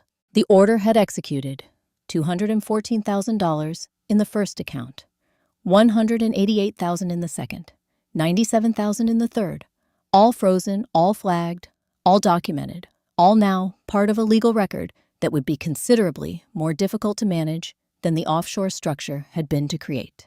I read the notification in approximately 6 seconds. I put the phone back in my clutch. I looked up at the room at the foundation's table where Patricia was in conversation with 2 of the program's other honorees at the stage where the event host was preparing to introduce the next portion of the evening at the table 11 rows forward, where a man was sitting very still with a folder on the table in front of him that contained the documented architecture of choices he had made across 15 years, assembled now into a single coherent record. He had spent 15 years managing what could be seen. The documentation had spent 6 months making visible what he had worked to conceal. My phone buzzed once. Claire had done it. I put the phone back in my clutch and returned my attention to the room. Some things didn't require my reaction. They only required my patience. He tried to manage it. That was the first thing he did, which was consistent with everything I knew about how he operated under pressure. Daniel Cross was not a man who panicked. He was a man who assessed, recalibrated, and moved quickly toward whichever narrative gave him the most control over a situation that was no longer running according to his design. He had done this successfully for 15 years. He had done it in boardrooms and across negotiating tables and in the quiet domestic architecture of a marriage he had spent years arranging to his specifications. He was attempting to do it now, in a ballroom with 200 witnesses. I watched him close the folder with the deliberate calm of someone communicating that whatever it contained was manageable. He said something to the colleague beside him. Brief composed the body language of a man clarifying a misunderstanding rather than receiving a disruption. He picked up his drink. He looked around the room with the controlled survey of someone reestablishing his bearings. Then he spotted Claire. She was moving through the room with the specific, unhurried purposefulness of someone who had a destination and was not in a hurry because she did not need to be. She was carrying a second document portfolio, thinner than the one Gerald had delivered, more precise in its content, intended for a different recipient entirely. She reached Amber before Daniel understood what was happening. The exchange was brief. Claire introduced herself, attorney representing Vivian Cross in the divorce proceedings, and offered the portfolio with the same professional neutrality she brought to every difficult delivery. Amber took it with the reflexive acceptance of someone receiving materials at a professional event, which was exactly the context Claire had designed the approach to resemble. She opened it. I had wondered in the weeks since I had decided to prepare the second package how Amber Walsh would respond to the information it contained. I had considered several possibilities: denial, anger directed at me rather than at the person responsible, the specific defensiveness of someone who had built an identity around a version of events that the documents in her hands were systematically dismantling. What she did instead was read. She read with the focused, sequential attention of someone who had decided in the moment she understood what she was holding, that she owed it to herself to understand it completely before she reacted to any of it. She turned the pages in order. She paused at the prenuptial agreement, reading the relevant clauses twice, in the particular way of someone who was making sure they had understood correctly before accepting that they had. She looked at the debt summary. She looked at the timeline. She did not look at Daniel while she was reading. When she finished, she closed the portfolio. She held it in both hands for a moment, looking at it rather than at the room. Then she set it on the table beside her, with the careful placement of someone putting something down that they did not intend to pick up again. She stood. She did not look at Daniel when she stood. She looked at Claire briefly, with an expression I could not read from my position, but that Claire later described to me as something between recognition and exhaustion, the expression of someone who had just received information that was both surprising and on some deeper level, not. Then she walked toward the exit of the ballroom with the quiet, straight-spined dignity of a woman who was leaving a room she was finished with. Daniel saw her go. He moved toward me 4 minutes later. I had positioned myself near the edge of the program area, in the space between the seated tables and the reception standing area, because I had understood that this moment was coming, and had chosen the location deliberately visible enough that a conversation would be observed, positioned well enough that I could not be cornered. He came through the crowd with the specific velocity of a man who had run out of other moves and had decided that a direct appeal to the person who had initiated all of this was his remaining option. "Vivian," his voice was low, controlled. "We need to talk." "We do," I agreed. I said it pleasantly, which I could see disoriented him. "Whatever this is, whatever you think you're doing, this can be handled privately. There is no reason for this to be a public—" "Daniel." The voice was not mine. It came from Claire, who had positioned herself within range approximately 30 seconds after he had begun moving toward me, not intrusively, not theatrically, simply present in the way that attorneys were present when their clients were being approached by opposing parties. She was holding her phone at a natural angle screen facing her, the posture of someone checking messages rather than recording a conversation. She pressed play. The audio was clear, the quality of a recording made in a moderately quiet environment by someone standing in close proximity to the speakers. It lasted 14 seconds. She hasn't been relevant to anything in this firm for 12 years. She was never more than a housewife with delusions about her own importance. The name on the method is mine. The firm is mine. Everything she thinks she contributed has been mine for a decade. The voice was Daniel's. The conversation had taken place 47 minutes earlier, near the East Corridor, between him and a colleague from a partner firm, who had asked, apparently, how he felt about Marcus Webb's remarks. Claire had been in proximity. She had heard the question. She had understood what the answer was likely to be. She had pressed record. The audio did not play loudly. Claire had not broadcast it through a speaker system or handed a microphone to anyone. She had simply played it from her phone at a volume that carried to the people within a radius of approximately 12 feet, which in the current configuration of the room included 8 other guests who had been engaged in adjacent conversations and who had gone quiet as the recording began. 12 feet in a room of 200 was enough. Information at professional events traveled the way information always traveled, in contained spaces, full of connected people, not through announcement, but through proximity. One conversation touching the next. The news moving outward from its point of origin in the specific expanding pattern of things that were genuinely worth passing on. Daniel stood very still. He was alone now, Amber gone. The colleague who had been beside him having stepped away with the particular discretion of someone who had decided that their association with the situation was becoming a liability. He was standing in the middle of a room full of people he had spent years impressing, in the specific isolation of someone who had believed that his management of appearances was so thorough that it was permanent. He had been wrong about that. He had been wrong about a number of things. He had spent 15 years making me small. It took approximately 11 minutes for the room to understand what he had done. Some debts collect themselves. Patricia introduced me the way she introduced everything, with precision and without excess. She returned to the podium at 9:43 and described the Elevate Financial Foundation in 3 sentences that contained, between them, every number that mattered. The women served the secessions, held the measurable outcomes across 4 years of consistent work. She described the foundation's mission in language I recognized because I had written the original version of it on the back of a program guide in a community center in the West Village 4 years earlier, in the margins of a workshop that had reminded me what it felt like to be useful. Then she said my name. The walk to the stage was approximately 30 feet. I had not rehearsed it, which was a deliberate choice.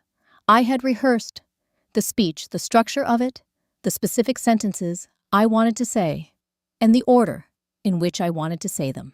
But I had not rehearsed the walk, because the walk was not a performance.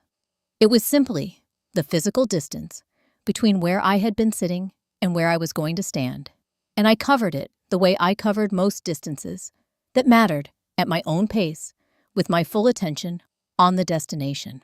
The podium was the right height. The microphone required no adjustment. I looked at the room, 200 people, the investment professionals and their guests, the nonprofit representatives, the program staff, the foundation board. The Wednesday, women who were in the room in various capacities and who were looking at me from their respective positions with the specific quality of attention of people watching something they had contributed to arrive at a moment they had not been told to expect. I found, when I began speaking, that I was not nervous. This surprised me slightly, and then it didn't. I had been nervous before things. I did not fully trust presentations built on incomplete information conversations. I was not certain would land positions. I was defending rather than describing. This was none of those things. I was describing something real, built over real time, with real consequences for real people. The truth was not a difficult thing to be steady about. 4 years ago, I said I sat in the back row of a financial literacy workshop and watched 3 women in the second row check their phones. A small sound from the room recognition, or something close to it. They weren't bored. They weren't disengaged. They had come to that workshop with real questions, and nobody in the room was treating those questions as if they deserved real answers. I paused, not for effect, but because the next sentence required the previous one to settle first. That is the only thing Elevate Financial Foundation was ever designed to correct. Not the lack of information. Information is available. What we were trying to correct was the assumption that certain people were not the intended recipients of it. I spoke for 14 minutes. I talked about the specific mechanics of financial independence, not in the abstract, but in the concrete, practical terms of what it actually meant to build an asset base from a position of limited structural advantage. I talked about the behavioral dimensions of wealth accumulation, the ways that confidence and knowledge reinforced each other, the specific compound interest of believing that you were someone whose financial decisions mattered. I talked about the women I had worked with, not by name, not with details that identified anyone, but with the specificity of someone who had been in the room with them and had paid close attention. I said the sentence that had been sitting in me since the night I wrote the first chapter of the book, the sentence that had emerged from 15 years of accumulated understanding about what was actually being taken when someone was systematically diminished. The most dangerous thing a woman can do, I said, is decide that she is enough. Not enough for someone else's approval. Not enough by someone else's standard. Enough full stop. Enough to build from. Enough to trust her own thinking. Enough to start right now with whatever she has. The room was quiet in the specific way of 200 people choosing not to make noise because the noise would interrupt something they wanted to hear. Because the women I have worked with, the ones who changed their financial lives, who built things they were told. They were not positioned to build. They did not start with more money or more time or more access. They started with the decision that what they were trying to do was worth doing and that they were capable of doing it. I looked at the room, at the faces, at the specific attention of people who were listening rather than waiting.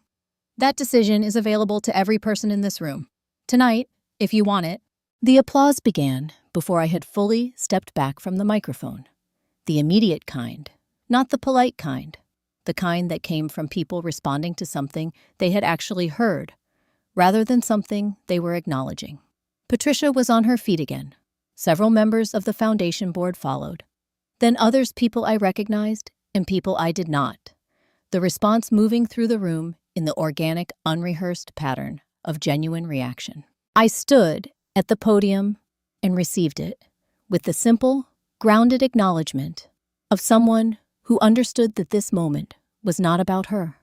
It was about the work and the women who had made the work worth doing, and the 4 years of Wednesday evenings that had accumulated into this room, this night, this specific configuration of evidence that what had been built was real.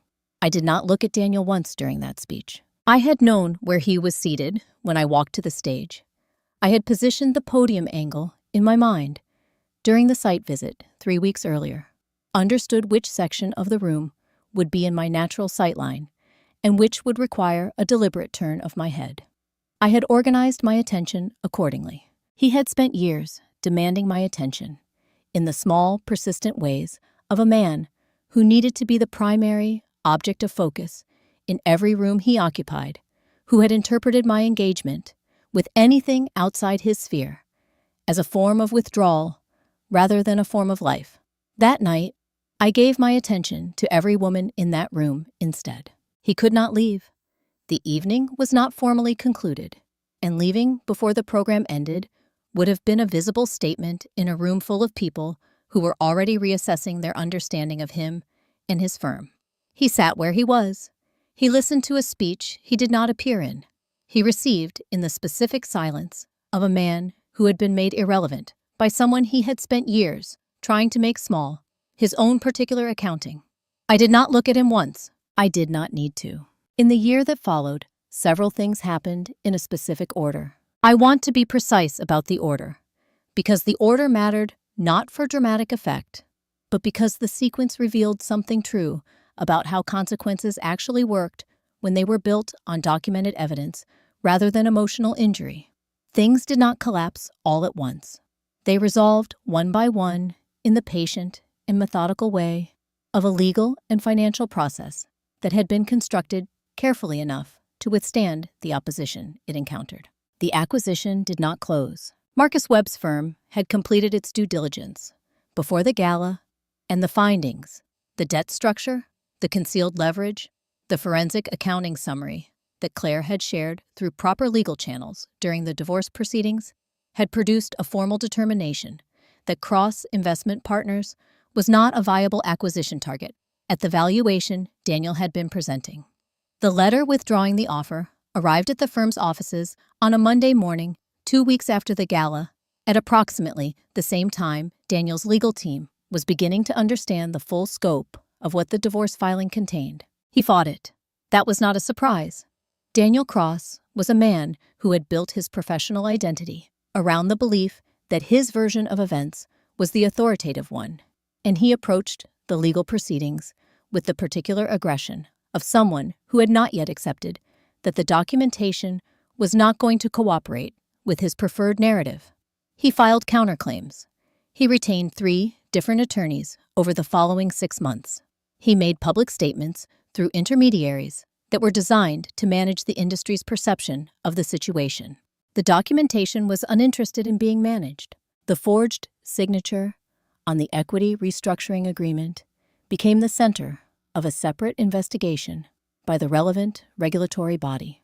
The offshore accounts, now frozen and documented, became part of a financial fraud proceeding that moved through the legal system with the efficient momentum of a case where the paper trail had been assembled with forensic precision over 6 weeks by someone who did not make mistakes.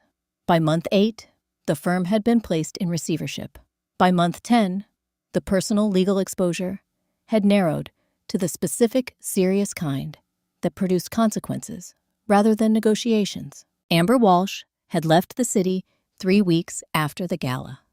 I knew this because Claire mentioned it in a meeting about a different matter in the incidental way that information about peripheral parties surfaced during legal proceedings. She had taken a position at a firm in another city, a legitimate position based on her actual credentials, the kind of role that her actual capabilities had always qualified her for, and that she had not, in the environment Daniel had created, been genuinely positioned to grow into. I did not follow her trajectory beyond that. It was not mine to follow. The foundation had its best year. The gala had produced something I had not anticipated in its specific form, though I had understood in general terms that visibility created momentum. 3 national organizations reached out in the month following the event, having seen the coverage that had emerged from the evening, not the legal proceedings, which were reported in financial trade publications, but the speech which had circulated through the networks I had spent 4 years building in exactly the way that useful things circulated. By spring, Elevate had formal partnership agreements with organizations in 4 additional cities. By summer, the Wednesday evening model had been replicated in 11 locations by facilitators I had trained using curriculum I had developed, applying principles I had first articulated at a desk in a home office while my husband slept in the next room. The book went into its second printing in March. The publisher called to tell me, and I sat with the news for a moment and then asked about the distribution in formats that reached women in lower-income communities, which was the question that mattered to me more than the sales figure. She had answers. They were good ones. We spent 45 minutes talking about reach rather than revenue, which was, I had come to understand, the conversation I had always wanted to be having. The national conference was in October. It was held in a convention center in Washington, D.C., and it drew 2,000 attendees, financial professionals, nonprofit leaders, policy advocates, educators, and several hundred women who had come specifically because the conference's financial empowerment track had been developed in partnership with Elevate. I had been invited to deliver the opening keynote 8 months earlier, and I had accepted in the direct, simple way I had learned to accept things that were mine to accept. I stood at the podium and looked at 2,000 people and felt in that moment the specific compound interest of every decision I had made over the previous 4 years. Every Wednesday evening, every chapter written in the afternoon hours, every number added to a portfolio that had started as a reflex and become a foundation. Every document Claire had assembled with methodical precision, every conversation with Marcus that had confirmed what I had always known, and finally allowed someone else to say it in a room that mattered. 2,000 people, built from 3 women checking their phones in the back row. After the keynote, a woman found me in the corridor outside the main hall. She was perhaps 35, with the specific quality of focused attention I had come to recognize in people who had come to an event with a real question rather than a general intention. She told me she had read the book twice. She told me she was in the middle of a situation she could not fully describe in a corridor conversation, but that she thought she understood differently now than she had before she read it. She asked me what I would tell someone who was still in the middle of it.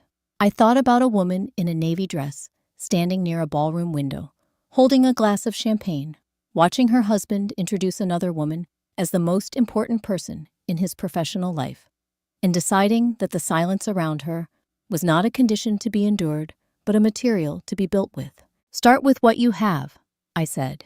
Not what you wish you had, not what you had before.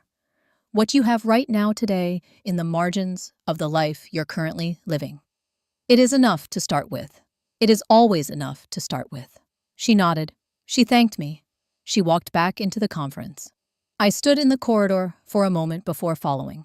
If this story found you, if something in it sounded familiar, if something in it arrived at a moment when you needed it to, I want you to know that the story is not finished. Not mine and not yours. The most significant chapter of any financial journey is always the next one. And the next one begins with a single decision made today, rather than a perfect plan made eventually. Leave a comment. Tell us where you are in the story. Tell us what you are building in the margins of the life you are currently living. Subscribe so that the next story reaches you when it arrives. Share this with the woman in your life who is standing near a window somewhere, deciding what to do with the silence. I am not the woman he hid at that party. I am the woman who built something while he wasn't looking. And I am done being quiet about it.